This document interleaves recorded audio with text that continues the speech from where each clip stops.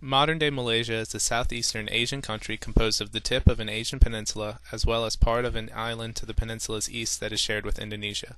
For over 2,000 years, this land's fertility and wonderful trading location have proven to be key factors in both its rises and its falls. In its time, Malaysia has seen tribal societies, colonialism under multiple rules, communist risings, and eventually independence. Recognizing how this flow of civilization, peoples, customs, and traditions has affected the Malaysian people and their way of life is pivotal in understanding the country's economy as a whole. In the 2nd and 3rd centuries, Malaya, later to be known as Malaysia, began steps towards higher civilization. Trade with Indians would bring Hinduism, Buddhism, and structured governmental influence. Later, in the 7th and 8th centuries, control by Sumatran states would elevate Malaya to a pivotal trading center in control of the Malacca Straits, which connect the Indian and Chinese Sea. After the Sumatran rule, Parameswara, a prince from Singapore, would continue this trading tradition and encourage the spread of Islam, so much so that it is still the main religion in Malaya to this day. In the early 16th century, imperialist Europeans began to take notice of a particular port in Malaya named Malacca. The Portuguese sent a fleet armed with cannons and captured it. This would be the first taste of colonialism in Malaya. Eventually, the Dutch would help the Malayan people retake Malacca, but this led to Dutch and eventually British influence in the area. By the 19th century, the British had multiple colonies in Malaya named the Strait Settlements. These profitable settlements supplied Britain with tin, rubber, and eventually petroleum. Later, British rule flourished in Malaya via a series of agreements and appointments of British advisors to Malayan governments. It wasn't until the invasion of the Japanese in 1941 that the British were pushed out. Upon attempting to return after the war, Britain was met with much resistance and a newfound Malayan nationalism. Eventually, in 1957, Malaya gained their independence. In the early 1960s, the country was divided between two powers, the Malayans and the Chinese.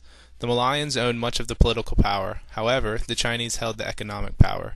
In an attempt to change this, the government, headed by the Malayans, began positive discrimination favoring themselves. This infuriated the Chinese and caused them to create an opposing party. After an election season in 1969, the parties became violent and a state of emergency was declared. As tensions calmed, a new, successful economic policy was adopted. This policy paved the way for foreign companies to invest in, work with, and help raise Malaysia from its current economic position and standard of living.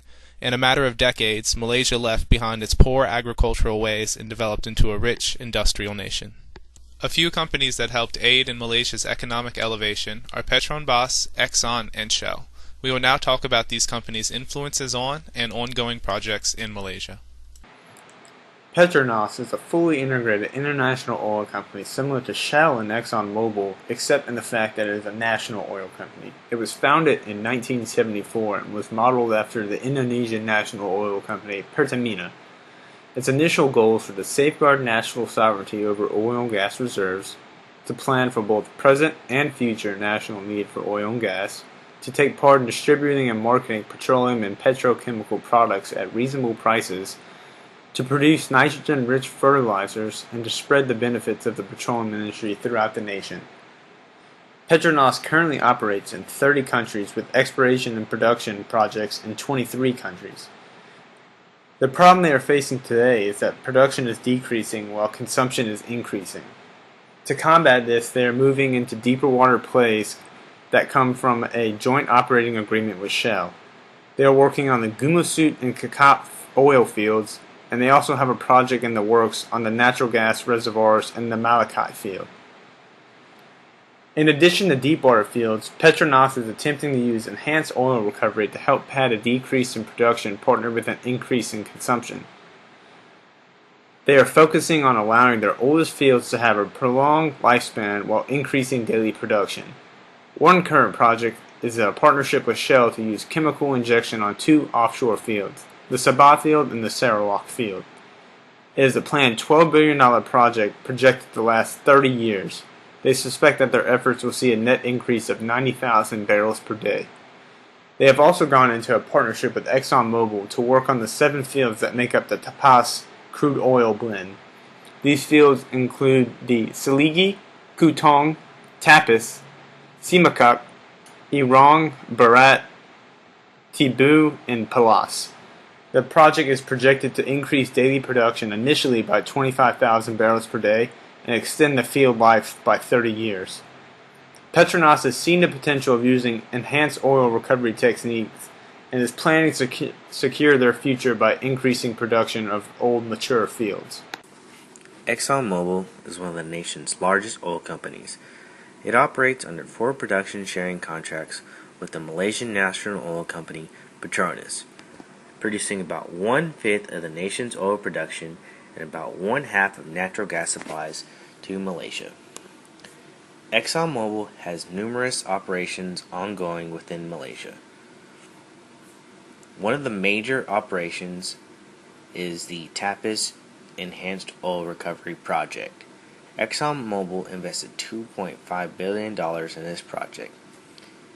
This project has 31 miles of in-field pipelines and undersea cables to enable gas and water injection and full well stream production. The TAPIS R Central Processing Platform has a 390 million cubic feet per day gas compression capacity and a 270,000 barrels per day water injection facility. Another ongoing project is the Telok gas field. It is located about 124 miles offshore the east coast of Malaysia. The Telok 8 platform is the first phase of the Telok natural gas project, which when completed will consist of 2 4-legged unmanned gas satellite platforms. Full well stream gas will be produced through a 16-mile pipeline to the existing platform for processing. A total of 14 development wells are planned for the Telok A and B platforms. In conclusion, it seems that ExxonMobil has a standing relationship with Malaysia and its oil companies. This relationship has a long history and is currently still standing, with obvious signs that the relationship will continue into the future. Shell has a unique history in Malaysia, as they have grown together through the years and could not be where they are today without each other. Royal Dutch Shell may have been a European company, but the very first place they explored for natural gases was in the city of Miri, Malaysia, as was their very first well, now known as Grand Old Lady. Shell plays a vital role in Malaysia's future as an energy player by investing billions into EOR projects aimed at prolonging the life of 2 of Malaysia's maturing fields for at least another 25 years. Shell is also the operator of Malaysia's deepwater project, Gemusut Kakap, which when fully operational, the well should produce 125,000 barrels per day, which is equal to 20% of Malaysia's oil output. Shell is also involved in what will be Malaysia's 3rd deepwater project, Malacca oil field, which is scheduled to start in early 2017. They are also actively searching for new oil fields in Malaysia's deep water, where they found at least 2 more fields in 2014 alone, Rosemary 1 and Marjoram 1, both of which are in block SK318. Aside from exploration and production, Shell has also invested in what was the world's first gas-to-liquids plant in Malaysia, helping make Malaysia the world's 2nd largest exporter of liquefied natural gas. Shell has also invested in the state-of-the-art training facilities that lets potential employees and students simulate real-life situations. It is safe to say Shell and Malaysia has a good working relation that will last for years to come.